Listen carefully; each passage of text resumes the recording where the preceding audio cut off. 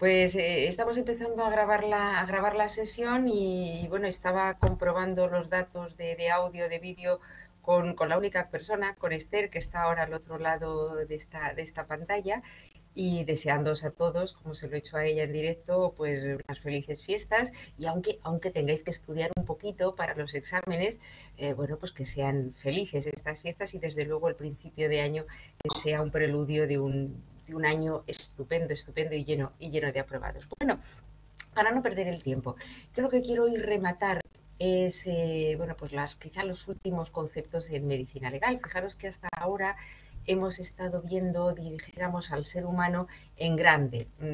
No sé si esa es la forma de decirlo. Le hemos visto como un cadáver o como José Miguel, buenas tardes, acaba de iniciar la sesión él también. Digo, le hemos visto al ser humano como algo grande, ¿no? Como un cuerpo entero, un cuerpo fallecido o una persona con heridas, con lesiones provenientes de distintos orígenes que teníamos que comprobar, ¿vale? Pues digamos que ahora lo que vamos a ver son cachitos, cachitos de ese ser humano. No es morboso, ¿eh? Que parece que un forense diciendo esto, hola José Miguel, que dicho así, que cachitos, un médico forense, pues suena un poquito extraño, ¿no? Bueno, lo que vamos a ver son los indicios en la escena del crimen. ¿Y esos indicios que van a ser? Yo os pongo aquí una imagen que ahora os explico. Porque esos indicios son no ya cachitos en sí, sino los restos biológicos, cosas que van a implicarnos como seres humanos con toda seguridad en una escena, llamamos la escena del crimen, pero insistiros en que el crimen no siempre tiene que no siempre tiene que implicar bueno, pues un asesinato, un homicidio, sino un hecho delictivo. ¿Qué quiere decir esta imagen que os estoy poniendo aquí? Bueno, pues que aquí están los grupos sanguíneos, aquí hay cristalografía, manchas, el símbolo del FBI, Watson y Crick.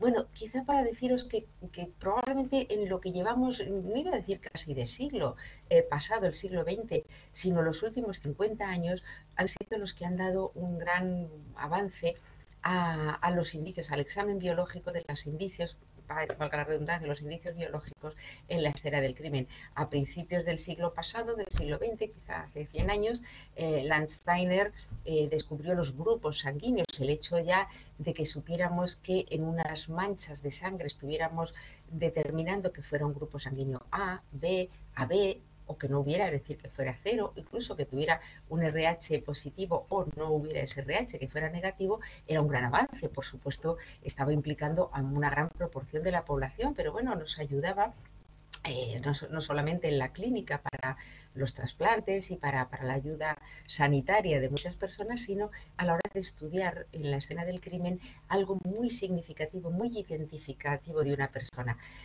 Os ponía aquí la cristalografía porque, bueno, determinados elementos bioquímicos de nuestros fluidos y de nuestros elementos biológicos ayudaban más a aquilatar la personalidad de esa persona o de ese individuo implicado. Las huellas de cualquier elemento, y digo, ponía aquí el FBI porque ciertamente fueron pues, los pioneros en clasificar, era hacer fichitas de todos los detenidos, los implicados, incluso de las víctimas. Y por supuesto, cuando Watson y Crick dieron el impulso definitivo bueno, sabiendo cuál era la estructura del ADN, definitivamente, aunque ya se sabía, os lo pongo en el manual, bueno, pues había muchas personas que han estudiado el ADN o sabían desde hacía muchísimos años que había una partícula, un elemento dentro de la célula que transmitía la herencia, es decir, transmitía la información de una célula a otra, pero efectivamente, por eso les dieron el premio Nobel a Watson y Crick a mediados del siglo pasado. Ellos dieron la estructura definitiva del ADN y a partir de ahí se pudo hacer todas las mejoras técnicas que permitieron que nosotros o que los investigadores en un momento dado le dieran personalidad a ese elemento biológico que hemos encontrado en la escena del crimen. ¿Qué os digo siempre? O creo que lo hemos comentado desde el principio de la asignatura, que no se trata solo de que nosotros seamos buenos profesionales y que dentro de la técnica que tenemos hoy en día, las técnicas de todo tipo, especialmente de laboratorio, se lo presentemos al juez. Es que además tiene que ser de una manera pues prácticamente evidente, es decir, tiene que ser una prueba tan definitiva, tan objetiva, que el juez no pueda otra cosa que decir, señores, a mí me lo han dicho en este laboratorio y esto implica a esta persona en la escena del crimen. Esta persona estaba allí o estos restos son de tal persona, de manera que esta persona es la víctima o esta persona está en contacto de la víctima, etcétera, etcétera, o hacer todas esas determinaciones. ¿Qué ocurre? Pues que los elementos biológicos son muy chiquititos. Estamos hablando, fijaros, de células, de gotas, cosas, un pelo, de cosas que son, por un lado, muy frágiles, frágiles porque se pueden alterar de una manera muy fácil, además les afecta pues el medio ambiente, el aire, el frío, la presión, el agua, etcétera, como son indicios biológicos, es decir, estamos hablando de, insisto, de cosas muy chiquititas, pues normalmente son escasos, no vienen en grandes cantidades. Hablábamos de antes, hemos estado estudiando al individuo completo, el ser humano, como un organismo entero, eso es más fácil de estudiar, pero un individuo, o sea, un elemento biológico, una gota, pelo, etcétera, etcétera, muy pequeñitos, son escasos. ¿Y eso qué quiere decir? Que cuando lo perdemos, probablemente hayamos perdido toda la oportunidad, como os pongo aquí, evidencia perdida, oportunidades perdidas. Eso implica, hombre, no sé si lo diré bien, pero cuando uno está estudiando la escena del crimen y por lo que sea se le ha olvidado recoger un casquillo de bala, por ejemplo, o un elemento no biológico, pues puede volver al día siguiente, incluso unos días después. Pero si a nosotros se nos ha olvidado, si nosotros hemos perdido y hemos dicho, o lo hemos hecho muy chapuceramente, esa escena del crimen, probablemente ya no tengamos más oportunidad de estudiar. Eso es muy importante porque va a hacer que determine todo lo demás. Recordáis que yo os decía que probablemente la parte más importante de la autopsia judicial es el levantamiento del cadáver, el sitio donde estamos. ¿Eso qué quiere decir? Que cuando estamos hablando biológicamente, nosotros todo lo que hagamos en la escena del crimen va a ser determinante para que sean evidencias, y todo lo que nos dejemos pasar, todo lo que olvidemos en esa escena o no se nos ocurra, o bien, por mil cosas, si lo hacemos mal, probablemente no tengamos otra oportunidad. ¿Cuál sería un poquito, por abreviar, la rutina en esa investigación pericial de los elementos biológicos? Lo primero, la búsqueda en la escena del crimen. Ahí os pongo una foto muy tópica, ¿no? Un elemento, parece que hay un fallecido, un cordón policial, pero fijaros que cuando estamos hablando de elementos biológicos, la escena del crimen no es solamente un sitio, ¿vale? Puede ser la víctima o puede ser el sospechoso. Es decir, en la víctima del crimen que sea, nosotros podemos ir a determinar o a buscar distintos indicios biológicos, probablemente de la otra u otras personas que han intervenido, probablemente los implicados, el imputado. Y por otro lado, en el propio investigado o la persona sospechosa, también podemos ir a buscar restos biológicos, es decir, que en sí mismo será la escena de un crimen donde nosotros podemos ir a recoger indicios biológicos, fundamentalmente pelos o fluidos de otra persona, que van a implicarle, que le van a hacer, pues evidentemente, haber estado en ese sitio o haber tenido contacto con esa víctima que nosotros estamos estudiando. Una vez que hacemos la búsqueda en la escena del crimen, tenemos que recoger y enviar al laboratorio todos estos elementos. Os pongo aquí, bueno, pues sobres, en fin, eso ya dependiendo de los laboratorios, pues los tienen de distintos colores, bueno, eso es quizá merchandising, si me permitís la palabra. Pero bueno, sobre todo lo importante es que las cosas estén empaquetaditas, ahora lo volveremos a insistir, empaquetaditas por separado, es decir, no se trata de que cojamos en una bolsa grande, en una bolsa de un centro comercial, ¿no? Cojamos todo lo que vayamos por allí, lo metemos, ya lo separaremos, no, cada cosa, cada muestra tiene que estar suficientemente individualizada, identificada y suficientemente sellada. Todo eso va a ir a un laboratorio donde se realizarán las suficientes técnicas para su análisis e interpretación, que en definitiva va a ser lo importante porque es lo que va a recibir el tribunal. Os pongo aquí, quisiera que os dierais cuenta, no sé si se ve bien, pero bueno, son sobres. Lo que vemos aquí son cajas, sobres, fundamentalmente. ¿Por qué? Pues porque los indicios biológicos no deben estar en plástico. ¿vale? Es decir, el plástico en sí pues puede llegar a acelerar la maceración, es decir, el estropeado, la putrefacción de ese elemento biológico. Entonces, sí es cierto que cuando nosotros estamos en esa escena del crimen, es probable que haya pasado ya un tiempo y que por lo tanto esos elementos biológicos ya hayan comenzado a deteriorarse. Eso tenemos que asumirlo. Pero lo que no vamos a hacer nosotros es añadir facilidad para la putrefacción. Entonces, ¿qué hacemos? Siempre, siempre en papel, papel, cartón, es decir, todos sobres. Generalmente tenemos, yo siempre digo un poco en broma, hombre, malo es que no haya un centro comercial, bueno, un todo a 100 donde podamos comprar un sobre, ¿no? De no tener nosotros en nuestra caja de herramientas. Pero bueno, si no lo hay, pues es decir, si nosotros no tenemos ese sobre estandarizado con los datos del juzgado, etcétera, etcétera, pues simplemente cogemos un sobre normal y corriente y ahí meteremos nuestras muestras, porque, insisto, el meterlo en plástico sería muy malo. No obstante, yo también digo de una manera pues, un poco general, si malo, malo que estás en un sitio donde no tienes sobres, no tienes un todo a 100, no tienes, bueno, nada, es una desgracia, tienes una precariedad, bueno, pues mételo en una bolsa del centro comercial, por no mencionar nombres. Pues lo metes en esa bolsa, ¿no? Más vale que lleguen restos a que los dejes en el sitio, en la escena del crimen y que se pierdan para siempre porque yo no tenía un sobre, ¿no? Eso creo que me entendéis. Aquí se ve o se intenta ver unos palillitos y unos viales, creo que se llega a ver. Bueno, estos palillitos son también muy, muy esenciales. Son esos palillos, las torundas o hisopos, pero con los que nosotros también en casa solemos limpiar o limpiar a algunas personas o limpiarnos nosotros las orejillas, ¿no? Cuando nos duchamos, bueno, pues esos bastoncitos no necesitan más. Si los tenemos así un poco estandarizados para la investigación pericial, y si no, pues simplemente podemos tener eso, no requieren más. ¿Con qué vamos a recoger con eso? Pues prácticamente todo. O sea, nosotros vamos a pasar el bastoncillo, como decimos, o el hisopo o torunda, lo vamos a pasar por los sitios empapándolos de esa sustancia o de esos elementos biológicos que nosotros creemos que vaya a ser algo importante. Y estos viales, que también algunos los reconoceréis, que contienen un suero fisiológico, es decir, eso que nos echamos en los ojos cuando los tenemos un poquito secos, un poquito irritados, ¿no? Es una lágrima artificial y ni siquiera, ¿no? A veces simplemente suero, pues lo utilizaremos cuando las manchas estén secas, es decir, cuando lo que tenemos es una costrita, una caspita, algo que, bueno, pues seco se puede recoger, pero es mucho más práctico recogerlo hidratándola, que llamamos hidratándola primero, echando unas gotitas, y entonces ya sí, con el bastoncillo lo vamos a recoger. ¿De acuerdo? Pero insistir, esto es muy, muy importante. Fijaros que en la escena del crimen vamos a tener que proteger dos cosas. Uno, a nosotros mismos, porque bueno, estamos ante elementos biológicos que puedan tener una posibilidad de contagio.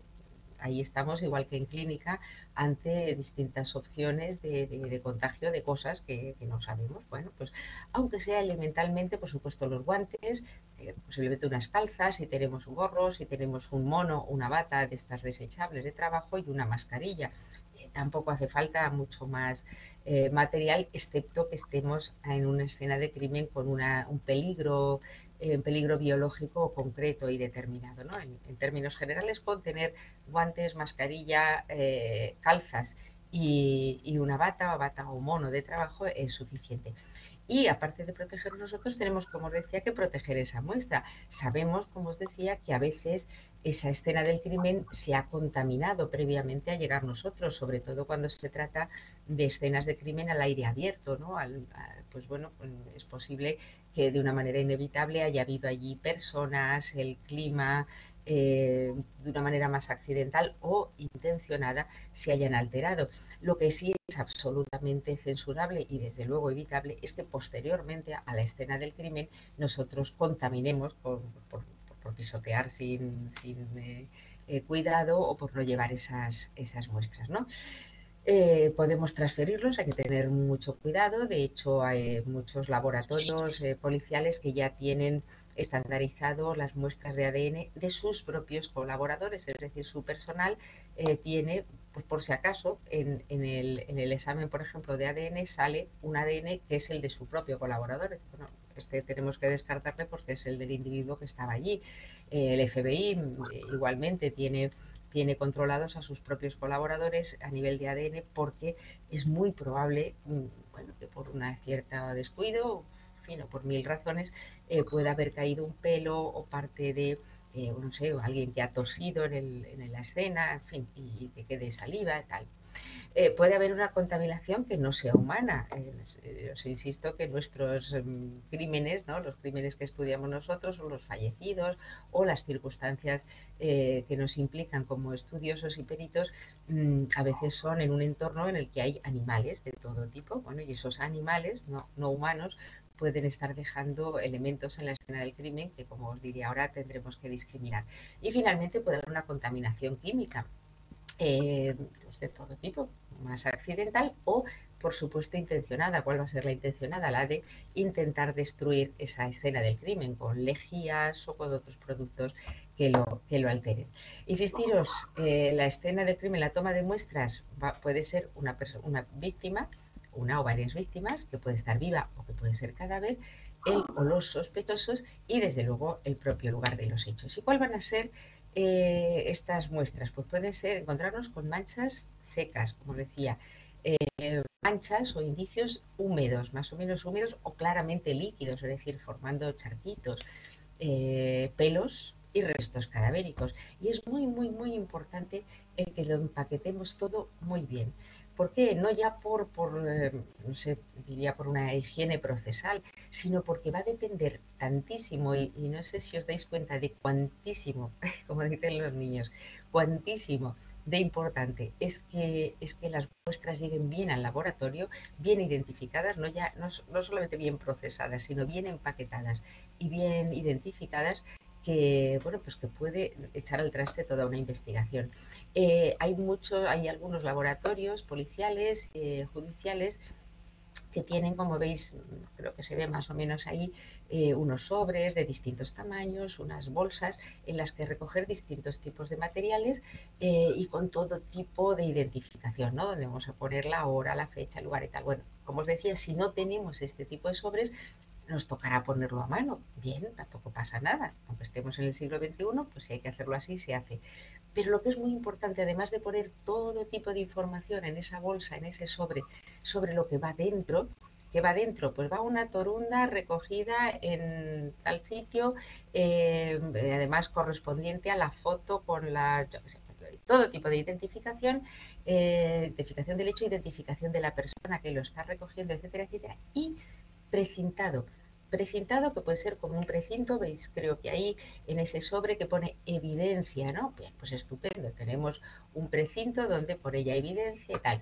Si no lo tenemos, pues con una pegatina donde le ponemos encima el sello del juzgado, o directamente esa pegatina o ese cierre de ese sobre donde nosotros firmamos, no sé, algo que pueda dar una garantía de que lo que recibe el señor del laboratorio es exactamente lo que nosotros hemos metido en la escena del crimen en ese sobre.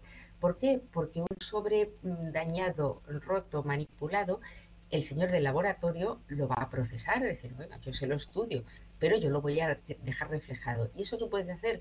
Que el abogado avispado diga que queda absolutamente inutilizada esta prueba, porque usted no puede demostrar que lo que venía en ese sobre, que está manipulado, roto, alterado, poco identificado, es la muestra de mi defendido que se tomó en un momento dado en un centro de detención, etcétera, etcétera. ¿De acuerdo? Entonces es extremadamente importante. Y ahí os pongo un poquito más, evitar usar bolsas de plástico, los frascos de cristal solamente para cuando se trata de los fluidos más líquidos, ¿no? Pero generalmente esto, excepto que sea en clínica, es decir, cuando estamos tomando una muestra de sangre o de orina, va a quedar obviado, y el resto en papel, fundamentalmente papel y cartón. Yo creo que con todo eso tenemos ya bastante claros los conceptos, al menos los conceptos que os interesan para nuestra escena del examen, ¿vale? Para ponernos a trabajar con esta pequeña broma de los huevos, ¿no? Por un lado, biológicamente, vamos a tener, como os decía, vamos a centrar las cosas para hacerlo rapidito. Por un lado, las manchas. Las manchas pues van a ser no solamente como nos ocurre en casa, ¿no? Bah, que se me nota en la ropa, me ha caído parte de la comida, ¿no? A veces nuestras manchas no son muy advertibles, están ahí, es una materia extraña, pero puede no ser visible en el cuerpo humano o en el entorno de ese cuerpo humano que es objeto de estudio, ¿no? E insistir que cuando nosotros estemos estudiando esa mancha no es solamente para poner luego guapa la ropa, ¿no? Para lavarla y dejarla impecable, sino para situar a un individuo concreto en un sitio. ¿Cuáles son las manchas? Perdona, me voy. La mancha por un lado, luego tendríamos el pelo, que es un indicio biológico, pero no es una mancha, y luego los restos, pues generalmente restos óseos. ¿Cuáles van a ser las manchas? Fundamentalmente sangre y semen, aunque hay otros fluidos biológicos, y parece que siempre estamos los médicos hablando de guarrerías, ¿no? Pero bueno, es lo que hay, y que solamente los desglosaremos. Hoy en día quizá los más importantes van a ser efectivamente sangre y semen. Y en cualquiera de los indicios biológicos, sobre todo las manchas, fijaros, la marcha analítica va a ser esta. Primero nos vamos a plantear el diagnóstico genérico. ¿Es lo que parece? ¿Esto es sangre? A mí me parece sangre, pero ¿es sangre? Eso es lo que llamamos el diagnóstico genérico.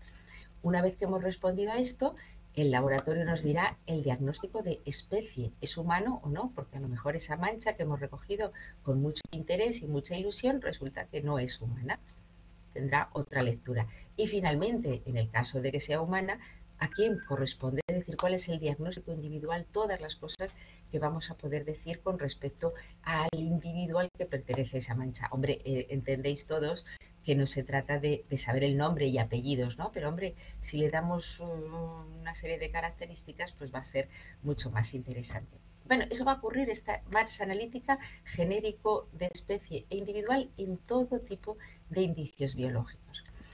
Con respecto a las manchas de sangre, muy rapidito, lo que os interesa fundamentalmente o lo que interesa ahora para estos últimos momentos de la asignatura. ¿Cómo nos la vamos a encontrar? Pues va a depender sobre todo del soporte. Si el soporte es absorbente, para que nos tengamos una idea, un tejido, una ropa, pues va a depender de si el tejido es claro o es oscuro. Todos hemos tenido la experiencia. Si el tejido es claro, generalmente las manchas de sangre son muy evidentes, son muy llamativas. Y cuando es oscuro, pues bueno, pueden quedar un poquito más difuminadas o menos visibles. Mientras que, y si el soporte es no absorbente, yo ahí os pongo un suelo, pero puede ser una mesa, no sé, se me ocurre ahora, bueno, pues un objeto inerte, lo que va a soler hacer es unos charquitos más o menos grandes o más o menos en volumen dependiendo de la cantidad de sangre que se esté depositando. Todos sabemos que la sangre es un tejido absolutamente importante para nuestra vida, en el que sobrenadando en un plasma rico además en distintas sustancias, vamos a tener las células propias de la sangre, es decir, los que la identifican, que son los glóbulos rojos, también llamados eritrocitos, los glóbulos blancos o leucocitos y las plaquetas. ¿Qué ocurre? Aquí os pongo estos tres elementos, un glóbulo rojo, un glóbulo blanco y una plaqueta. Bueno, cuando nosotros vamos a identificar a la persona por su ADN, solamente lo podremos hacer en los glóbulos blancos. ¿Por qué? Porque son los que tienen núcleo. El glóbulo rojo precisamente parece un donut porque no tiene núcleo. ¿Vale? Es importantísimo para otras cosas, pero no tiene núcleo. Y lo mismo ocurre con la plaqueta, que es una estructura simplemente, simplemente importantísima, sobre todo para la coagulación de la sangre. Muy importante, sobre todo para alguna preguntilla que pueda haber en el examen. En las manchas de sangre, además de su estructura, es decir, en el laboratorio, cuando la mandemos a analizar, vamos a poderla leer en la escena del crimen. Es decir, su aspecto nos va a dar mucha información. Y por eso decimos que hay distintos tipos de mancha según el mecanismo de producción. Creo que en la unidad de manchas de sangre os lo he puesto más o menos esquematizado, pero aún así os lo voy a poner más esquematizado aquí. Tendríamos manchas de proyección, que son las que ocurren de manera activa, es decir, que afectan o a un mecanismo muy intenso o a un vaso arterial, por ejemplo, en el que la sangre está con mucha energía, mucha fuerza. Luego tendríamos las de escurrimiento, que las llamamos también pasivas, de contacto o de limpiadura. Muy importante, las manchas de producción activa, las que vienen ¡ruah! Corriendo, pues fijaros, aquí os pongo a un individuo tosiendo sangre, ¿no? Por distintos mecanismos, eso va a dar unas manchas de proyección. O aquí a una persona con un degüello, o una persona que sufre un puñetazo, por supuesto, ante un disparo. Todos estos mecanismos van a hacer que la sangre salga proyectada, que salga con una energía activa. Nos interesa que cuando nosotros la vemos, si esa mancha activa tiene una forma circular, en la unidad os lo pongo, pero nos vamos a quedar con esto. Si es circular, nosotros sabremos que la fuente de producción, es decir, la arteria o la herida de donde ha salido, o la nariz de donde ha salido esa sangre, está perpendicular al sitio donde nosotros le hemos encontrado, es decir, en esa mesa, en esa pared, en ese suelo, en esas cortinas, ¿vale? Cuando son redondeadas. Podemos sacar deducciones sobre el diámetro que tienen, la distancia, pero no nos vamos a meter en eso. Manchas circulares suponen que el mecanismo de producción ha sido activo y que además la fuente de donde ha salido estaba perpendicular al sitio donde ha quedado finalmente.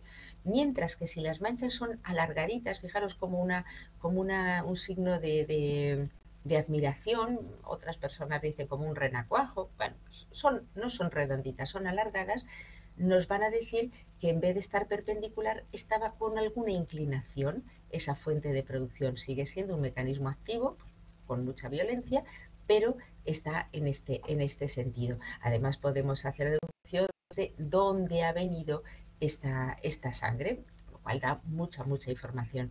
Las de escurrimiento son aquellas que caen sin fuerza, a expensas de la gravedad, y van a formar regueros. Yo creo que la imagen de este cuchillo dejando gotear es bastante significativo. Las de contacto, pues o bien porque se haya trasladado a la persona o al objeto que está manchado de sangre, o que una zona manchada de sangre, aquí os pongo como elemento pues un zapato que estaba manchado de sangre y ha dejado su huella, ha impregnado el soporte, una mano, etcétera, etcétera. Y finalmente serían las de limpiadura, que son unas manchas muy informes, bueno, pues que lo que sí que nos van a delatar es que se ha intentado limpiar, o se ha lavado, o se ha echado agua oxigenada, en fin, o se ha echado algo que, por supuesto, nos estropea mucho la escena y nos estropea mucho biológicamente esa mancha, pero bueno, sigue dando algo de información. Un par de cositas, sobre todo con las manchas de proyección, las de activa. Cuando nosotros trazamos, fijaros aquí, si hiciéramos un plano de la escena del crimen y trazáramos, dijéramos, esta mancha viene desde aquí, esta mancha viene desde aquí, la otra viene de aquí, el sitio donde convergen, este puntito azul, ¿qué sería? La persona de la que ha salido. Es decir, estaríamos, fijaros que de manera tan simple, situando a la víctima de la cual ha salido todas esas manchas. Y cuando muchas manchas o varias manchas de proyección confluyen, podemos deducir, como es en este caso, que se trata de una producción de algo de muy alta velocidad, como puede ser un disparo a muy corta distancia. Y desde luego cuando varias gotas alargadas, esas que decimos que son oblicuas, confluyen, las vemos de distintas direcciones, nos hacen sugerir mucho que se ha usado un arma con violencia. Fijaros aquí que dos distintas escenas del crimen tan claras. Esta de aquí a la derecha, este individuo en el suelo, con manchas, no sé si lo llegáis a ver, lo miráis luego más despacito, manchas redonditas y manchas alargadas. Esto en la escena del crimen lo que se trata es de irlas viendo prácticamente una por una, y nos situarían pues a las personas, al arma y a la víctima, que en este caso además la tenemos ahí. Fijaros que además esto me retrotrae a aquellos primeros momentos de la asignatura cuando yo os decía que tenemos que ser muy cuidadosos en la escena del crimen. Si nosotros, y hablo yo, ¿no?, al del médico forense, llega aquí y pisotea esto porque se quiere acercar al muerto para verle las heridas y tal, estará pisoteando cosas que tienen, como estáis viendo, una lectura, nosotros la hacemos muy somera, pero es una lectura importantísima para la investigación criminal. Se ven este tipo de manchas y fijaros, a diferencia de esta otra, que es unas manchas de sangre, o sea, es una sangre que está cayendo aquí como un reguerito, cae de la boca y la nariz de esta persona que ha fallecido con un edema de pulmón, es decir, el pulmón se ha encharcado de sangre y está saliendo pues las horas que ha estado esta persona ahí ya fallecida hasta incluso el suelo. de haber tenido esta persona un golpe, por ejemplo, un golpe con algo, un disparo, por ejemplo, tendríamos estas otras manchas pues por ahí, por la pared o por todos los sitios, ¿de acuerdo? Entonces, tenemos en cuanto a las manchas de sangre, lo primero, su aspecto, que va a ser muy importante a la hora de hacer la investigación criminal. Y luego ya, en el tema biológico, pues esa marcha analítica que os decía antes. Lo primero que vamos a hacer, genérico, ¿es sangre o no es sangre? Lo habéis visto en las películas, ¿no? Es probablemente una de las cosas más tópicas.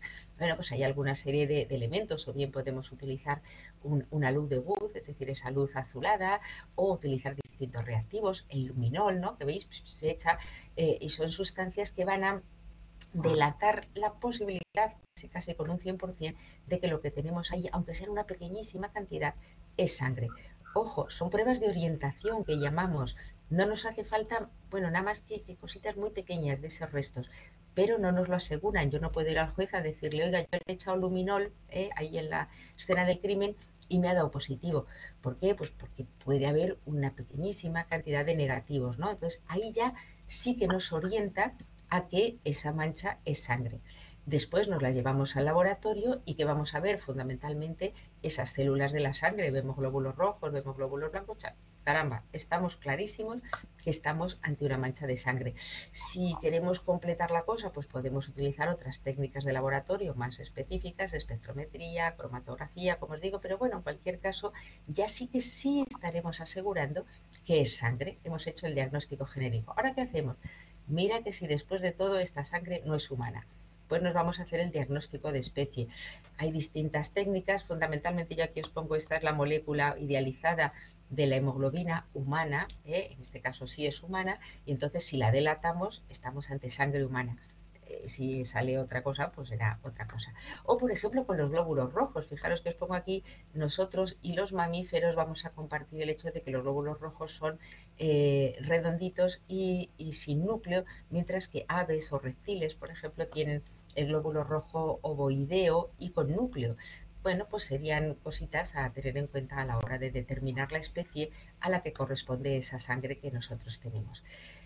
Podemos estudiar el lugar anatómico de procedencia, no siempre es relevante y bueno, pues puede dar lugar a distintas lecturas, pero imaginaros que encontramos células en esa muestra de sangre, pues células del epitelio de las vías genéticas, ¿no? Pues, por ejemplo, vaginales, pues sabremos que se trata de una sangre que procede, pues, por ejemplo, del lecho menstrual de la mujer, o que tienen restos bronquiales, pues estaremos hablando de que es sangre que proviene del árbol bronquial, pues una persona que ha tosido, o pues de otros elementos. Por supuesto, sangre muscular, es decir, de una persona que le han acuchillado en el muslo o en la garganta, pues no sería tan procedente.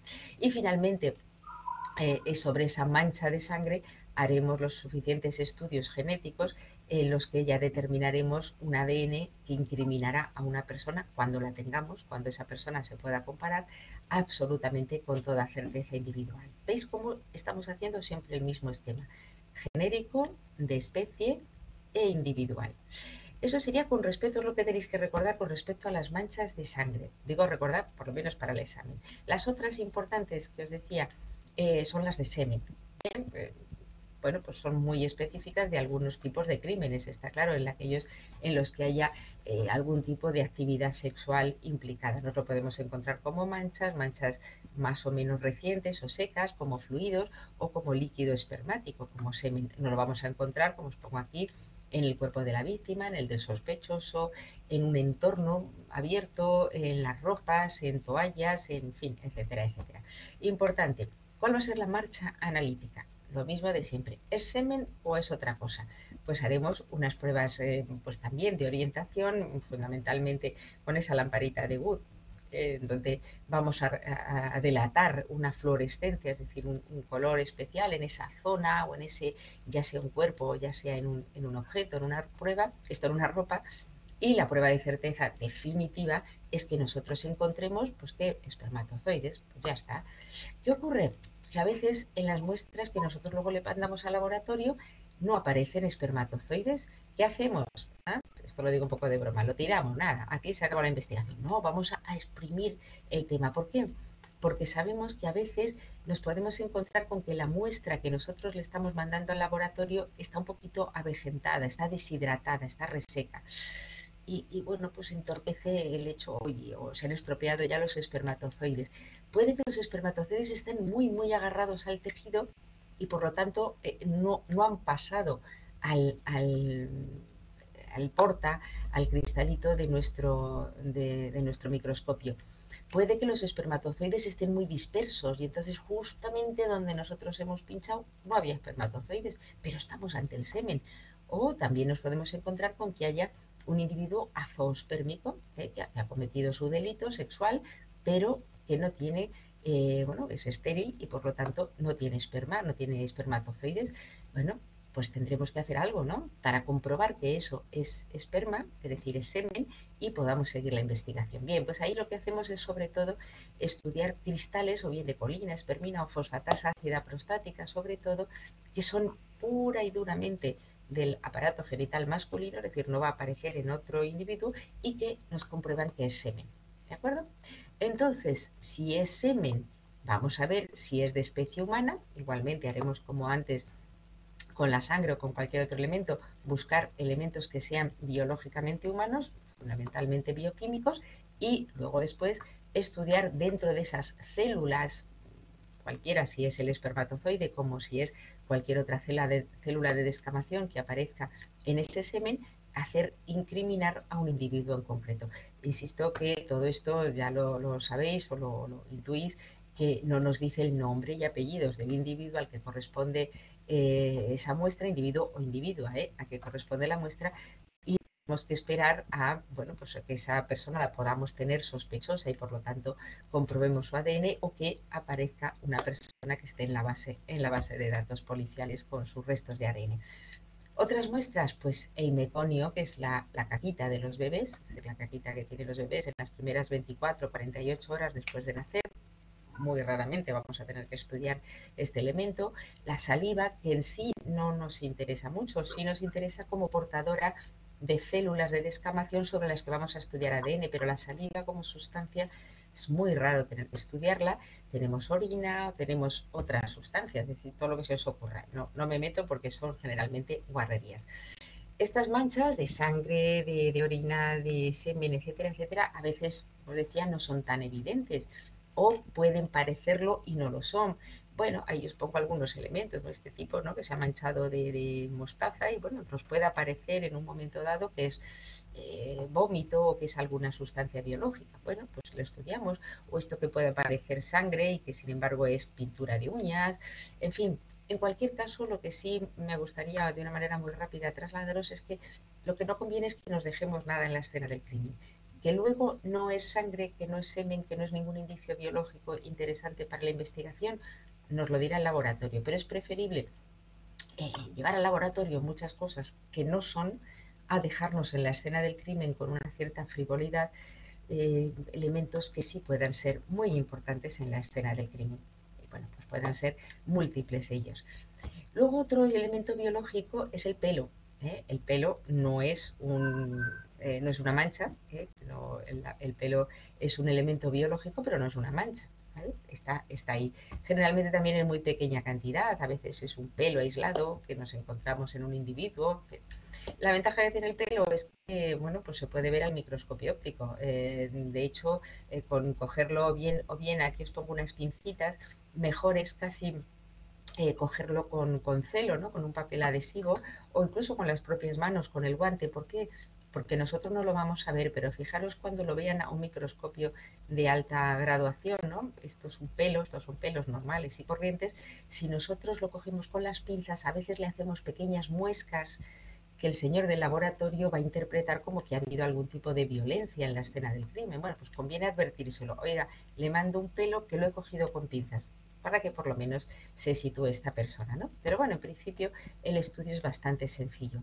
¿Qué tenéis que recordar? Que el pelo va a tener tres capas fundamentalmente, de dentro a fuera la médula, la cutícula y la corteza, cada una con sus estructuras, bueno, que además, bueno, pues nos pueden delatar, ahora lo vemos, incluso características de especie, y que cuando nosotros lo ponemos en el porta, lo cortaremos de manera que se vea como si fuera una diana. Vamos a ver el pelo en pues en la víctima, en el lugar de los hechos, en el sospechoso, como cualquiera de los biológicos. Y es muy importante que sin limpiar, sin hacerle nada, primero se observe. ¿Por qué? Porque muchas veces este pelo al microscopio va a tener tintes, va a tener distintos tipos de suciedad, va a tener distintas lecturas que van a ser muy importantes, a veces más importantes que el estudio del propio pelo. Y luego lo que se hace con el pelo, yo sé que en el manual os he puesto mucha letra. Bueno, quedaros quizá con lo que os digo solamente ahora. El pelo este se va a meter en parafina, se va a meter en una cera, que cuando se queda seca podemos cortarlo, ¿no? Con el microtomo se van a hacer cortes que van a dar esta imagen, más o menos así, esta imagen que os señalo aquí, al corte al microscopio, ¿no? Bueno, pues midiendo estos índices, eso por supuesto no hace falta que lo recordéis, midiendo esos índices, el estudioso, es decir, la persona del laboratorio, va a hacer todo tipo de determinaciones. Primero, ¿qué haremos? El diagnóstico genérico. ¿Es pelo o no es pelo? Como os digo que en general esto es bastante simple, se mira al microscopio y está. ¿Con qué nos podemos equivocar? Pues con algunas briznas muchas veces con alfombras, ¿no? Pues algún tejido que nos puede dar la sensación de que es un pelo y no lo sea, pero en general un pelo se determina bastante bien. Para diagnosticar la especie, pues tendremos que ver fundamentalmente el índice medular, es decir, con ese corte y mirándolo, si el índice medular es menor de 0,3, menor de 0,5 en general, lo más seguro que es humano, y por encima de esa cifra es pelo animal. Se pueden hacer más estudios, fijaros que aquí tenemos el de más a la derecha, el que os estoy señalando, este es un pelo humano, donde la médula, lo que estoy señalando ahí en medio, que además está fragmentada, es decir, no lleva una línea seguro, esto es claramente un pelo humano, mientras que aquí tendríamos el de un perro, el del medio, y el de la izquierda se trata de un pelo de vaca. Todos son mamíferos, pero tienen un diámetro muchísimo mayor que el del humano y además están seguidos y no fragmentados. Bueno, tendríamos el diagnóstico genérico, el diagnóstico de especie, y una vez que sabemos que es humano, pues vamos a ver qué más le podemos exprimir. Se puede con teniendo mucho cuidado, saber el diagnóstico del sexo, la procedencia del, es decir, si es de humano, perdón, si es masculino o femenino, sobre todo si tiene bulbo, y en ello podemos estudiar las células nucleadas, o puede ser, si es masculino o femenino, o de qué zona anatómica proceden, sobre todo si la persona es un adulto. Esto sí os diría que hay que hacerlo con mucho cuidado y con mucha precaución. Pero bueno, en principio el interpretador, el señor del laboratorio, va a podernos dar algunas aproximaciones, algunas deducciones sobre el sitio del que procede. Otras cosas muy individuales pueden ser la raza, que claramente se ven. Es decir, nosotros tenemos aquí un pelo caucásico, un pelo negroide y un pelo oriental. También en su estructura se puede dar. Y en cuanto a la edad, hay también que ser muy cuidadosos. ¿Por qué? Pues porque, excepto que estemos hablando de niños muy recién nacidos, sabéis, el lanugo, se llama el lanugo, los pelos caducos, es decir, los que tienen los bebés nada más recién nacidos, pues se diferencian bastante bien del iba a decir de los adultos, ¿no? De las personas posteriores a la edad neonatal. Por lo tanto tienen un margen muy pequeñito, porque tampoco el hecho de que haya una cana, es decir, que haya un pelo blanco, es significativo de una edad anciana, de una edad muy mayor, ¿no? Hay personas jóvenes que también lo tienen, pero bueno, se pueden hacer. ¿Y qué otras lecturas podemos hacer? Pues como os decía, el grupo sanguíneo, si es que tenemos bulbo, si el cabello está teñido, está manchado de algunas cosas, si está cortado, si está caído. Estos pelos que tenemos aquí delante, los primeros son pelos cortados, están cortados con tijera o con navaja, mientras que estos otros están arrancados, y este que se ve a micrografía electrónica está claramente arrancado. Eso da pues lecturas que tendremos que estudiar. Y en el caso de que haya pues elementos, pues bueno, de distintos tipos, estos genéticos, veis estas personas que se les hacen nudos en el pelo, bueno, pues pueden ser detalles que el señor del laboratorio nos va a dar, o por ejemplo estos parásitos, ¿no? Los piojos, etcétera, liendres, que no solamente nos van a dar la lectura, ya sabemos, pues no sé, de la persona que lo portaba, es decir, vamos a buscar una persona que tenga o haya tenido piojos, sino que es que además ese piojo que tenemos delante, que tiene ADN, y el ADN del tipo al que chupó la sangre, que es al que corresponde. Bueno, esto es una pequeña broma, ¿no? No tenemos pelos en la lengua, que yo sepa, esto es todavía una frase hecha. Con esto y muy rápidamente, ¿qué os habría resumido? Elementos biológicos, indicios. Queremos convertirlos en indicio, en algo que el juez, cuando reciba como resultado de laboratorio, no tenga la más mínima duda de que esta persona ha estado en esa escena y tendrá que explicar qué es lo que hacía allí, ¿de acuerdo? Esas escenas van a ser un individuo vivo o fallecido, el sospechoso o los sospechosos, o un sitio en concreto. La marcha analítica, ¿cuál va a ser? Preguntarnos si es lo que es decir, el diagnóstico genérico, si es humano o no, y finalmente a quién corresponde. Y ya en el colmo de la identificación, pues vamos a identificar personas, ¿eh? La identificación individual. ¿Qué es lo que nos va a dar la identidad de una persona? Es aquello que nos distingue de nuestros semejantes. Y bueno, pues todos sabemos en principio identificar a la gente que conocemos, ¿no? Bien por su voz o bien por sus características físicas, o incluso cuando tenemos que relatar a otra persona, oye, pues he visto a una chica que era rubia, que era alta, que tal, en fin, por lo que sea. A nivel de identidad social, bueno, yo os pongo DNI, nosotros tenemos en nuestro país, hay otros países que comparten con nosotros esta identificación, pues un carnet, una estructura donde con un número, con una huella, con una fotografía, con una serie de datos, vamos a permanecer como individuos pues, localizables o identificables, especialmente cuando estamos vivos. ¿Qué otras técnicas hay? Pues muchísimas, además de la fotografía. Está la lofoscopia, lo dais en otras asignaturas y yo me voy a meter muy poquito con ello o nada. Pues por ejemplo, la huella de las manos o de los pies, las huellas de la oreja, la huella de los labios, etcétera, etcétera. Por supuesto, la genética, la grafología, etcétera, etcétera. Hay distintas.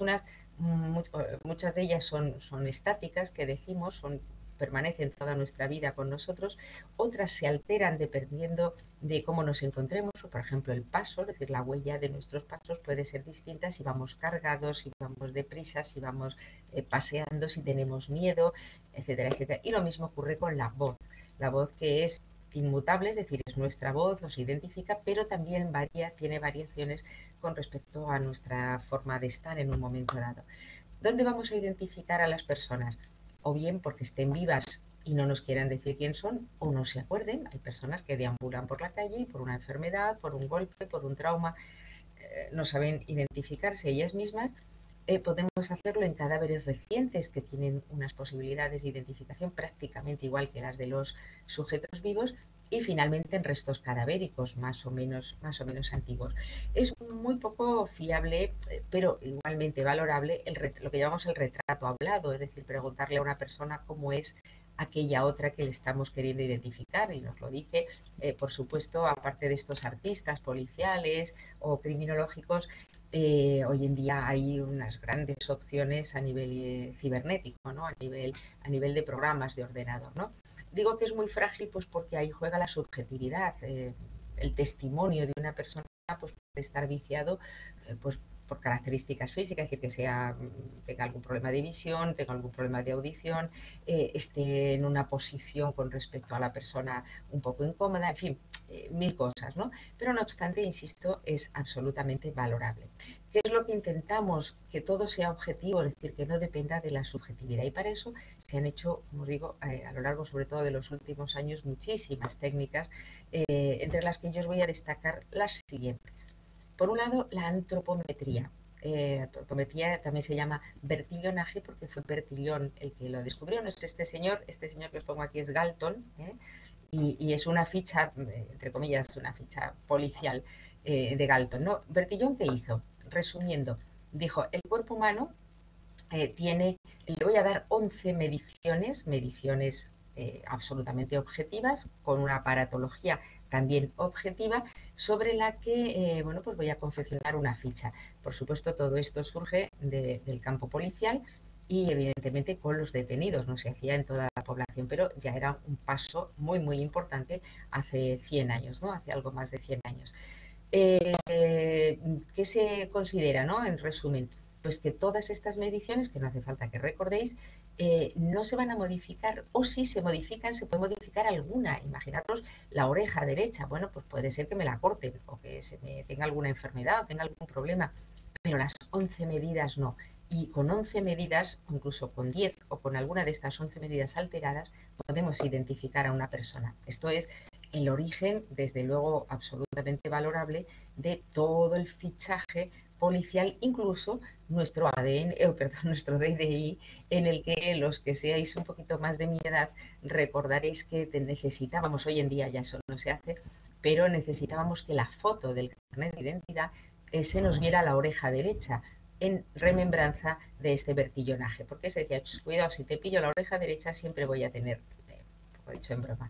Por supuesto, esto no se hacía al libre albedrío, es decir, los policías que estaban haciendo el vertillonaje tenían que hacerlo con un material y con una aparatología determinada para que fuera absolutamente objetivo, como este que os pongo aquí, ¿no? Bueno, esta soy yo en una broma, os prometo que es una broma a nivel de policial, a nivel de ficha policial, y en el que, bueno, pues con toda la broma sí que os quiero poner aquí, no sé, se me ve la oreja, por supuesto, y se ve, pues hay detrás de mí una cosita, como una sujeción que corresponde a esa silla en la que te hacían el vertillonaje hace unos cuantos años. Y yo no os quiero decir, esto es el año 96, pues para que echéis un poquito de cuentas. Solamente con que sepáis esto, el vertillonaje o la antropometría lo que va a hacer es la clasificación de las personas o la identificación de las personas con respecto a unas medidas de su cuerpo, ¿vale?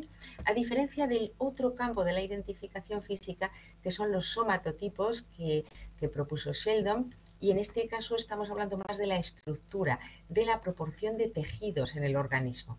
Es muy importante en clínica, en la actividad clínica, en las historias clínicas, cuando hacemos la prospección de una persona, pues decimos esta persona es, no vamos a decir esta persona es muy gordita, no, decimos que es de hábito pícnico o de constitución pícnica o endomorfo, ¿vale? Bueno, son distintas terminologías, pero sí que nos dan una idea o le dan una idea a cualquier otro médico que lea esa historia clínica de cuál es la estructura de la persona.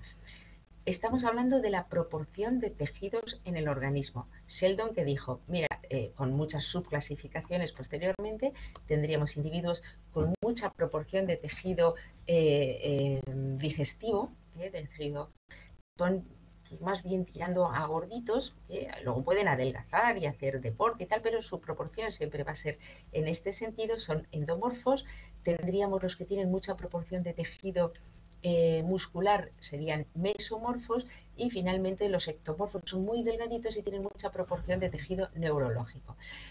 Muy deprisa. Por supuesto es absolutamente irrefutable esta clasificación con sus subclasificaciones. El problema estuvo que luego Sheldon le quiso trasladar todo esto a lo que es una forma de reaccionar, es decir, sistemáticamente todos los tipos y subtipos iban a tener una enfermedad mental, pues por ejemplo los ectomorfos, los delgaditos iban a ser todos esquizofrénicos, los pícnicos iban a ser todos depresivos o bipolares, etcétera, etcétera. Y es más, se animó mucho y Sheldon dijo, caramba, y es que además por el hecho de tener esta constitución, además van a tener un tipo de delincuente. Eso es absolutamente falso, absolutamente fracasado como línea argumental, pero bueno, que ahí ha quedado y es esas expectativas que la antropología ha tenido siempre, ¿no? De encontrar al criminal previamente a que cometiera el crimen. Es decir, solamente por su aspecto yo sé que usted va a ser un asesino y lo retiro de la circulación, ¿no? Bueno, pues eso es la parte en la que Sheldon falló. Tenemos el vertillonaje, es decir, la antropometría y los somatotipos de Sheldon. Recordad solamente estos dos puntos. Luego tendríamos, como digo, la lofoscopia, es decir, el que dejemos sobre el terreno, dejemos distintos tipos de marcas de nuestro organismo, ¿no?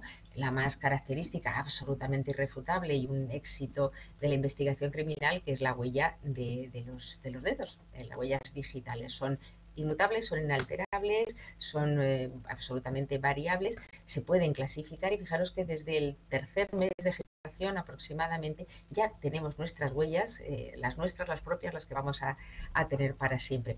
Como me consta que en alguna otra asignatura pues tenéis el estudio dactiloscópico, pues yo voy a obviarlo, solamente lo vamos a mencionar, ¿no?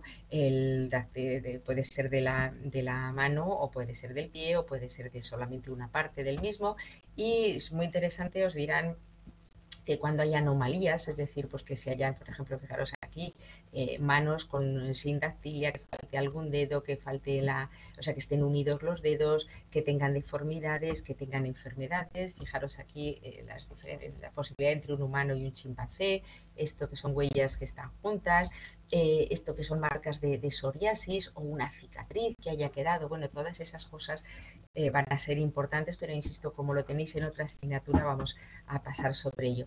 Lo mismo ocurre con las huellas de labios o huellas de la oreja, que ha sido últimamente admitida en los tribunales, la huella del lóbulo auricular. Y bueno, se pueden informatizar, las huellas de los labios se hace exactamente igual que las de las manos, pues bueno, o bien las tenemos ya identificadas, ya realizadas en el sitio, o las podemos delatar en una persona para compararlas con las que tenemos. ¿Qué problema tienen? Que todas estas cosas que no todos los tribunales las admiten, y entonces, bueno, pues la justicia va a ir un poquito por detrás de algunas posibilidades técnicas. Otras marcas que podemos dejar, dependiendo del sitio, de la escena del crimen, pues las marcas de las rugosidades que tenemos en el paladar, bueno, y en definitiva montones de huellas, es decir, de lofoscopia que podemos encontrarnos. Otras técnicas, hay muchísimas, pues la iridoscopia, ¿no? El examen del iris. El iris es también personalizable, bueno, aparte de que nos da el color, nosotros podemos identificarlos por un color especial de nuestros ojos. Además, los repliegues del iris también van a darnos una personalidad, una identificación, la estructura de nuestra red vascular facial, o en el propio dedo, con distintos tipos de escáneres, y finalmente la voz, también la grafología, etcétera, etcétera. Todo requiere, por supuesto, unos instrumentales muy específicos y además unos profesionales muy específicos. No todo el mundo puede interpretar estas huellas, tanto la del iris como la vascular, y como, por supuesto, la huella de la voz, digamos, ¿no? En cadáveres, como os decía, en las personas vivas, como en los cadáveres muy recientes, prácticamente, excepto la voz, evidentemente, vamos a poder utilizarlo todo. Un examen general en el que podamos identificar a la persona por sus cicatrices, tatuajes, lesiones, el color del pelo, etcétera. Todas estas cosas nos van a dar una identificación, nuestras huellas dactilares, distintas mediciones radiológicas y desde luego el ADN, si es que esto es posible, ¿no? O si tenemos la técnica para ello. El examen radiológico, pues bueno, nos va a dar la identificación individual, sobre todo con respecto al sexo y la edad, que no vamos a enterar más que de eso. Y aquí os pongo el retrato hablado, bueno, pues es un poco una pequeña broma. Y luego el ADN, que va a ser lo más importante. Con respecto al cadáver antiguo, ahí se nos plantean algunos problemas. De momento, la escena del crimen, pues porque a veces necesitamos apelar a excavaciones o incluso a determinaciones submarinas, acuáticas, ¿no? Dependiendo de dónde estén esos restos cadavéricos, esas criptas, en fin, bueno, pues complica un poquito más la situación. Podemos encontrarnos enterramientos con uno o varios cadáveres en distintas posiciones que a veces nos delatan incluso una forma ritual de enterramiento, y el enterramiento puede ser donde nos encontremos esos restos, puede ser donde lo enterraron o donde quedó fallecido, o puede ser un enterramiento secundario, es decir, se ha sacado de donde estuvo enterrado y se ha reducido, se ha juntado con otros restos y lo tenemos incluso mezclado a veces con restos animales o restos de cremaciones. Como os digo, a veces se complica porque estamos hablando de excavaciones auténticas, y no sé si conocéis excavaciones arqueológicas, y tienen, bueno, pues son extremadamente minuciosas, muy laboriosas, muy prolongadas, con una gran cantidad de profesionales implicados. Pero bueno, en el caso que nosotros nos ocupa, con huesos, es decir, con los temas humanos, vamos a tener que ser puntillosos a nivel de cepillito de dientes, poquito a poquito, porque por otro lado los huesos, cuanto más antiguos se hacen, más frágiles son, se nos pueden incluso deshacer en cuanto intentamos tocarlos, ¿no? Obviando todo esto para no aburriros y porque sería muy largo, lo que vamos a hacer es llevarlos al laboratorio. Aquí ya da igual que sea en un sobre, de papel o de cartón, porque estamos hablando de huesos. Lo que es muy importante es que los llevemos en un soporte lo suficientemente estable para que no se nos deshagan, porque os digo que a veces se hacen polvitos según los tocamos. Y cuando lo tenemos en el laboratorio, es ponerlos tal que os pongo aquí, ¿eh? Más o menos como sería, cabeza a un lado y los pies al otro, y entre medias lo que vayamos teniendo. Tenemos todo el esqueleto completo, que eso es rarísimo, pues todo el esqueleto completo con su estructura, que tenemos vértebras, pues vamos poniendo cosas así. ¿Qué vamos a hacer? Lo mismo que hacemos con todo. Primero preguntarnos si son huesos, la mayor parte de las veces lo son, pero imaginaos que están fragmentados, pero vamos a preguntarnos eso. Vamos a preguntarnos, ahora lo veréis, pues datos sobre ese hueso y si son humanos o son de otros animales, y luego si tienen, individualizándolo, lesiones, traumatismos, etcétera. Es importante que después, una vez que hagamos el estudio, preservemos parte de esos huesos para un posible contraanálisis con el tiempo. La mayoría de los laboratorios nos van a decir qué tiempo van a depositar, porque claro, no puedes mantener, los laboratorios no tienen unas instalaciones tan masivas como mantener todos los huesos que les van llegando. Normalmente en el informe te van a decir que, de no decir algo, ese juzgado, pues en el plazo de 6 meses, un año o X tiempo, pues los destruirán, ¿no? O los darán el proceso que corresponda. Si el juzgado, por supuesto, le dice al laboratorio que no, que retenga esos huesos porque están haciendo algún tipo de investigación, pues el laboratorio los retendrá. Y desde luego haremos un informe. ¿Qué le vamos a pedir al hueso? Por un lado, qué viejo es, ¿no? ¿Qué antigüedad tiene? Su data. Y lo normal es que podamos hacer una predeterminación con lo que os digo aquí, ¿no? Pues si tiene todavía moho, si tiene partes blandas, si no las tiene, con lo cual podemos aproximar una serie de tiempo. Y ese tiempo son años. ¿Recordáis cuando os hablaba de los datos cadavéricos, ¿no? Los fenómenos cadavéricos, que nos permitía hacer casi minutos cuando la muerte es muy reciente?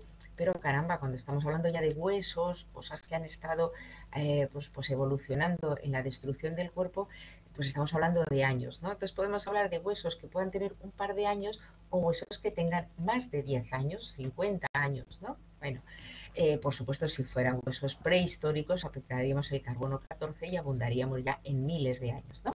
Pero en los huesos que más o menos podamos estar estudiando en un laboratorio general de criminología, pues estaremos hablando en estos extremos. Y para abundar más la determinación de la data, pues haremos estudios de laboratorio más precisos, más modernos, bioquímicos, histológicos, etcétera, que nos van a decir. Fijaos que es muy importante, ahora ya sí sabemos lo viejo que es ese hueso. Este hueso tiene 20 años, aproximadamente 20 años, 10 años. Podemos empezar a descartar personas desaparecidas. Miren, nosotros estábamos buscando personas que desaparecieron hace 5 años. Pues un hueso de 20 años está claro que descarta que sea de esa persona, ¿no? Bueno, y una vez que sabemos qué vamos a hacer, pues lo que os estoy diciendo todo el rato, ¿es humano o no?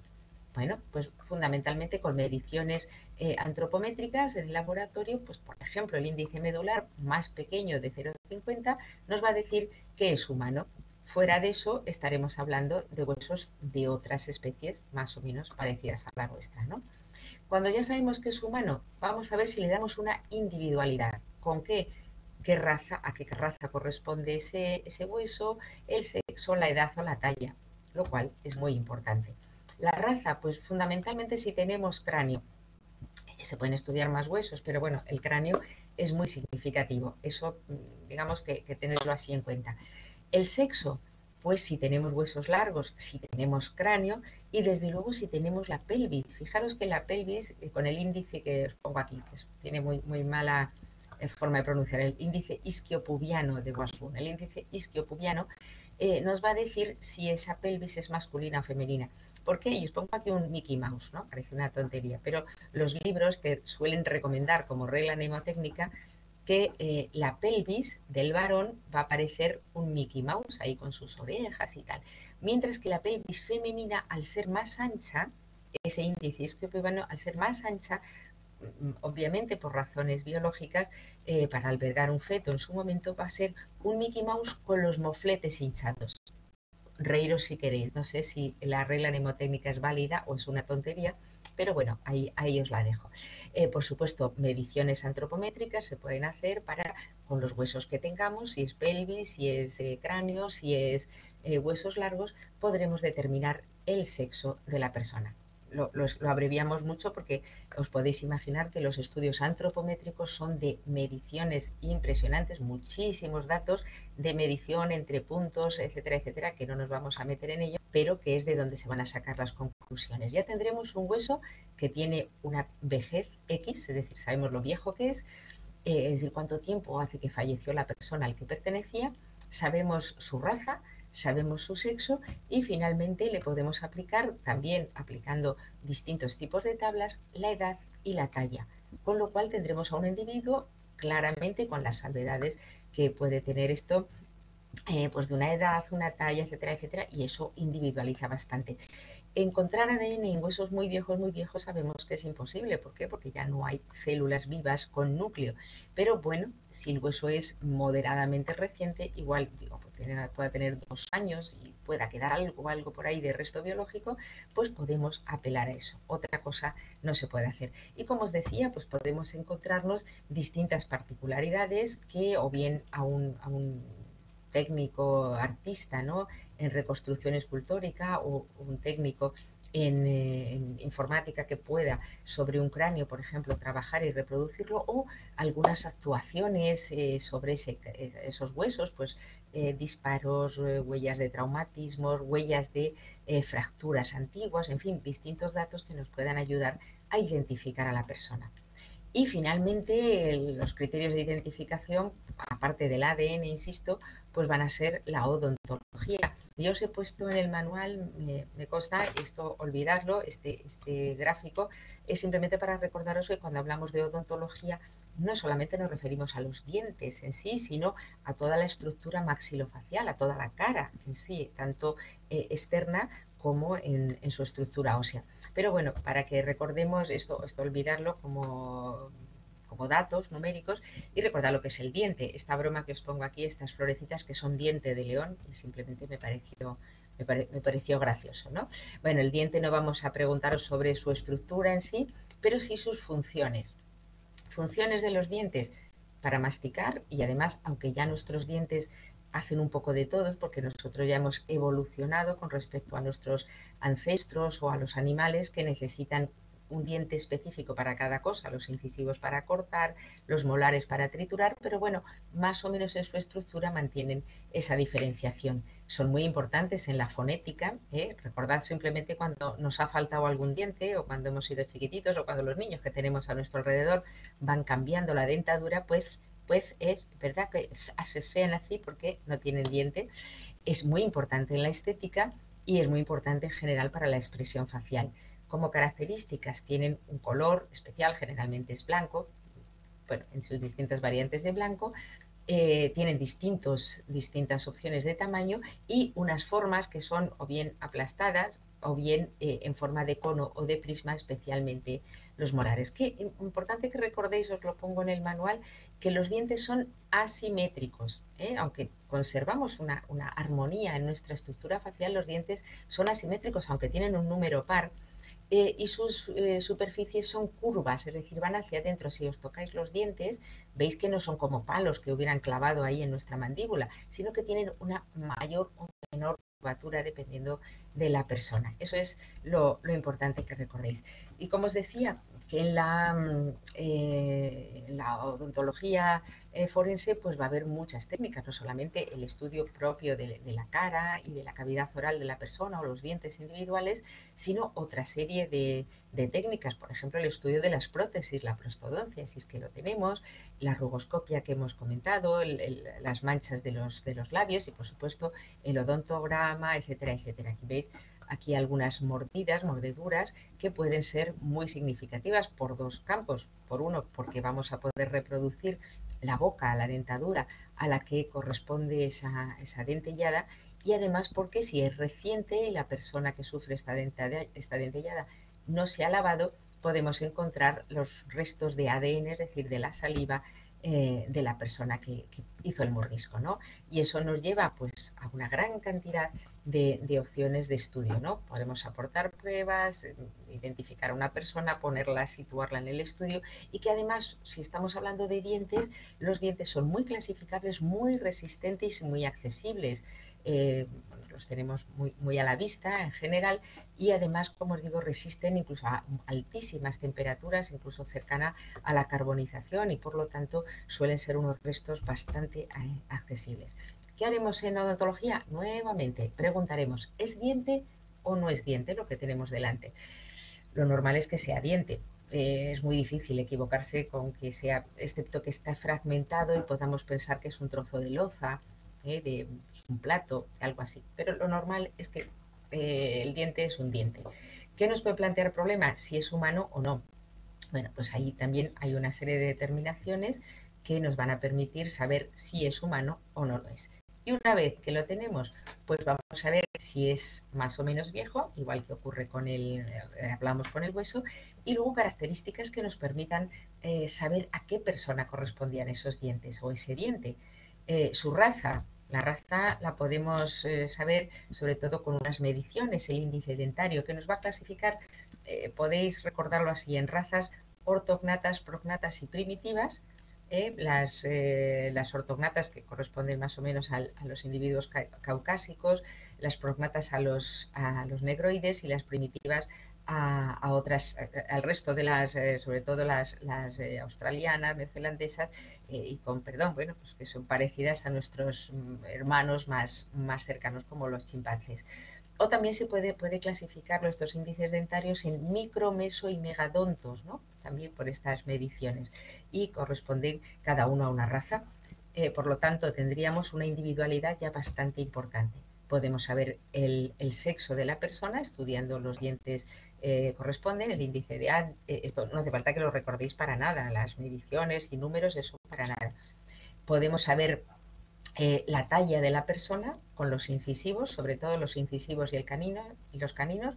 Podremos saber la talla de la persona y la edad correspondiente a la persona, si es de momento, pues o bien si es un diente caduco, es decir, los que llamamos dientes de leche, o si es un diente ya adulto, y sabiendo más o menos la progresión que esto tiene.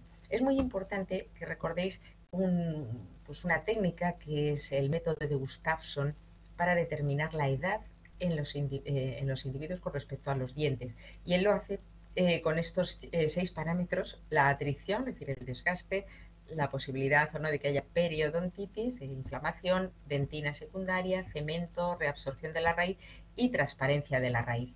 Con estos 6 parámetros, dependiendo del grado que tienen, Gustafsson deduce la edad de la persona, teniendo en cuenta pues una serie de excepciones, ¿no? Pues que saber que hay la dieta y el bruxismo, las personas que chirrían los dientes pues pueden acelerar ese desgaste, esa atricción, que la recesión gengival es muchas veces hereditaria, entonces aparece en individuos con edades más tempranas, etcétera, etcétera, ¿no?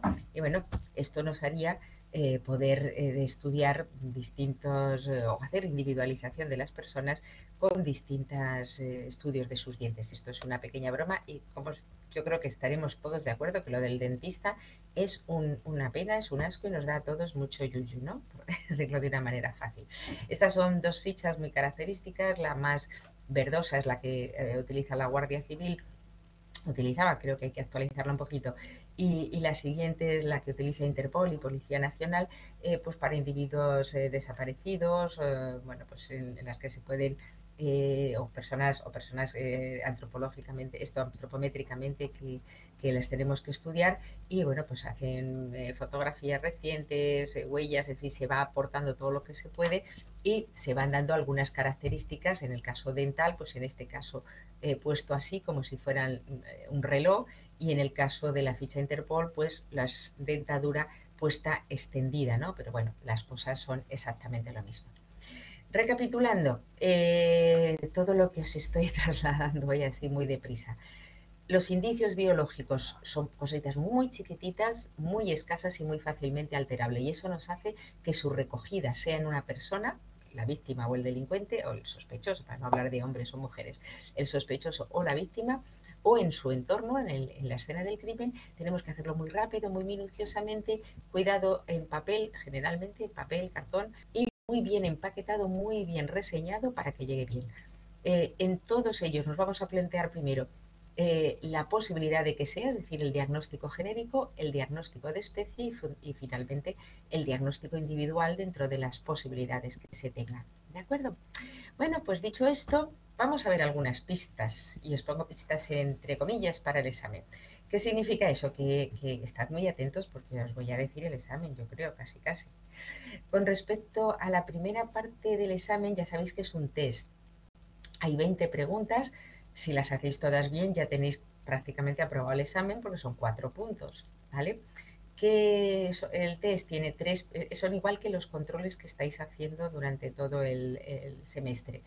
Y es más, las 20 preguntas que vais a tener en el test las habéis hecho en los controles, ¿vale? No os puedo decir más, eso es así de claro. Tened mucho cuidado porque puntúa negativo, es decir, los errores sí penalizan 0,15 puntos. Conviene que lo leáis, tenéis tiempo, seguro que no os asfixiéis, no vayáis presurosos. Son preguntas que ya habéis hecho, tienen 3 opciones de respuesta, B y C, solamente una es la correcta y bueno, las en blanco no penalizan, eso ya, si no lo tenéis muy claro, casi es preferible dejarla en blanco, y las preguntas equivocadas son 0,15 de penalización. ¿Vale? 20 preguntas de test que ya habéis hecho en los controles, en los 4 controles de la asignatura.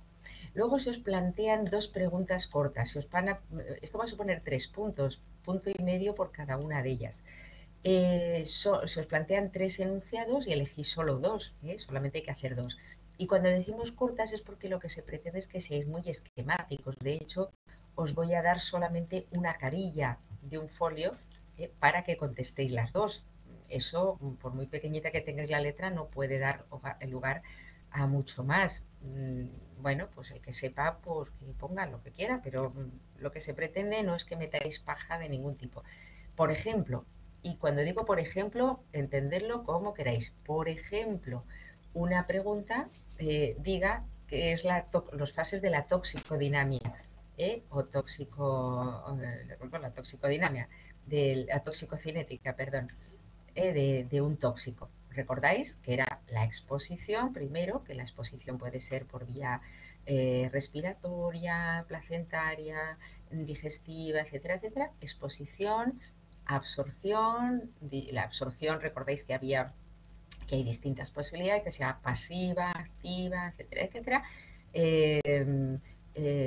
Distribución, transformación o metabolismo y luego eliminación. Y ya está. Toxicodinamia.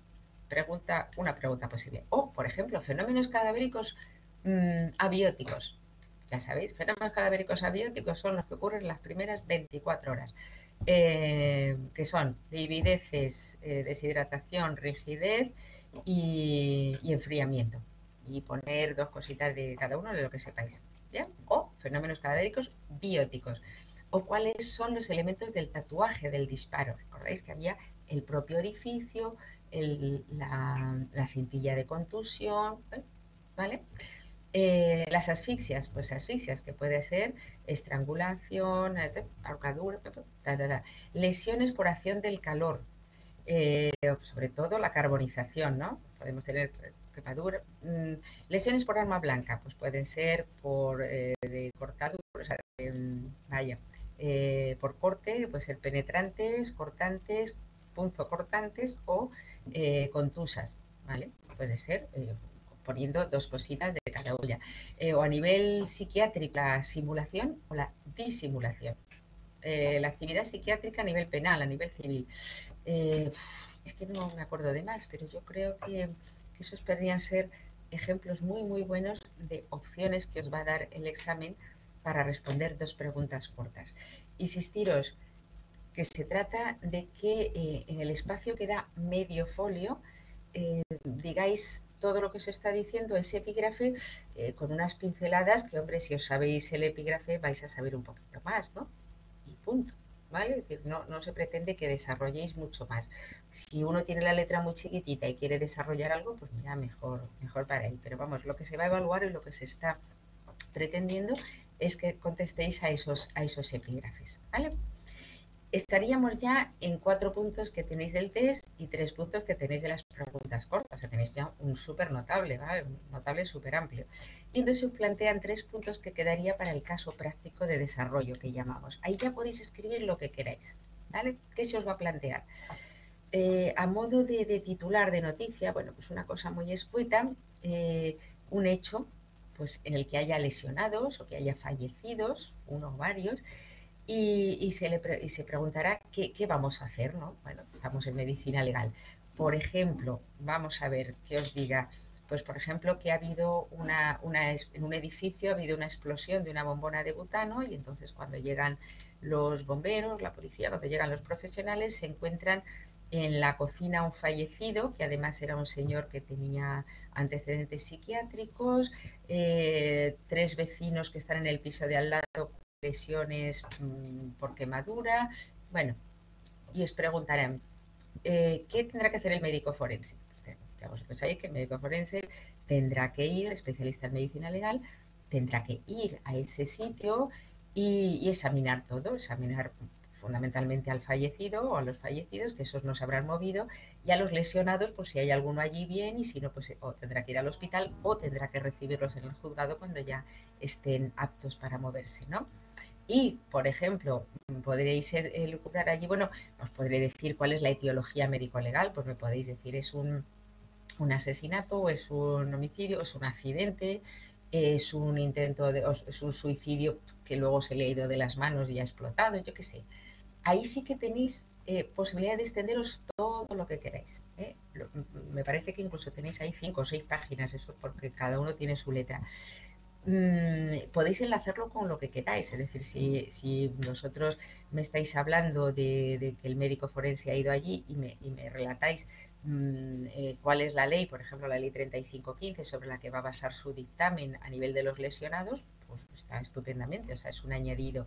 En fin, que con respecto, pues hay heridas y las heridas son de arma blanca o son de heridas de cortes porque han salido disparados unos cascotes y han hecho cortes. Y estos cortes pueden ser, y ahí me ponéis todo lo que sabéis sobre heridas de arma blanca en ese sentido, o heridas por calor, lo que queráis, ¿no? Es decir, ahí ya podéis enlazar. No se trata, por supuesto, de rellenar, como os pongo aquí en la diapositiva, de rellenar entre comillas, no, pues poner todo lo que queráis y aunque no venga a cuento, tampoco es eso, ¿vale? Es decir, tenéis amplias opciones de extenderos, pero siempre que tenga una relación, ¿de acuerdo? Es decir, no es que yo vaya a valorar más el que me digáis, bueno, pues yo te copio el manual, es decir, te cuento todo lo que hay en el manual, no, hombre, si es un caso, es decir, yo, por ejemplo, como médico forense, voy a un caso como ese en el que hay un muerto por una explosión y no le hago al juez el informe diciendo, bueno, pero es que además te voy a contar las armas de fuego.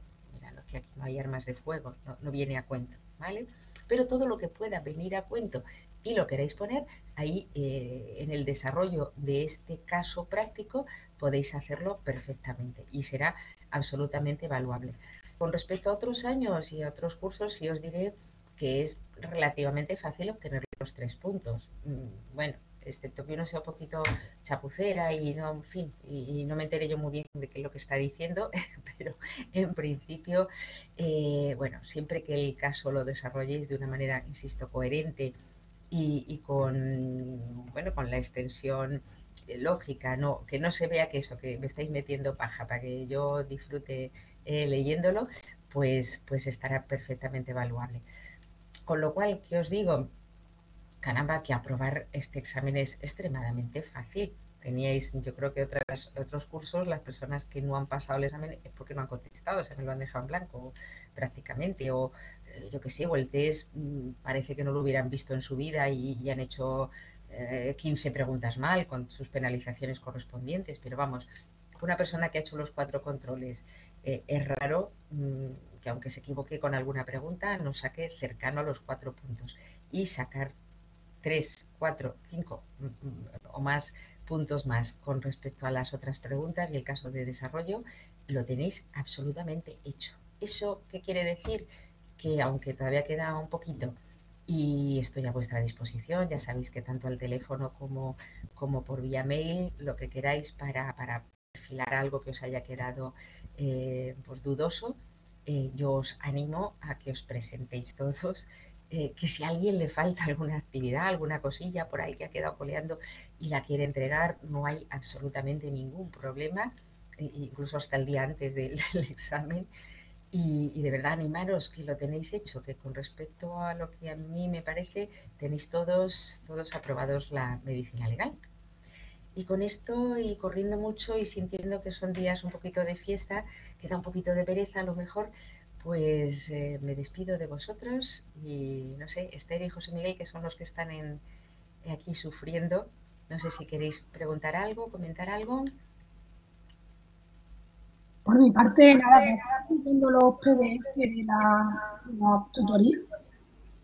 Perfecto. Y José Miguel, que está con WhatsApp, o sea, con el texto escrito, dice que muchas gracias también. Pues nada, chicos, a los dos que habéis estado aguantándome esta brasa, muchísimas gracias por permanecer aquí esta tarde.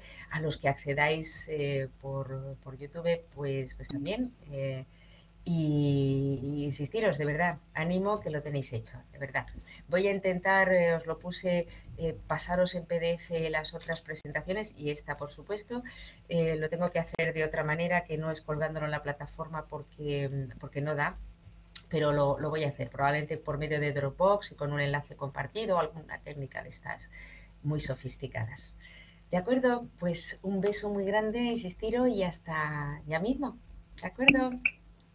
Hasta luego, buen año también. Ese va a ser un año estupendo. José Miguel y Esther, y a todos, va a ser un año estupendo. Hasta pronto, cierro la grabación. Hasta luego. Hasta luego.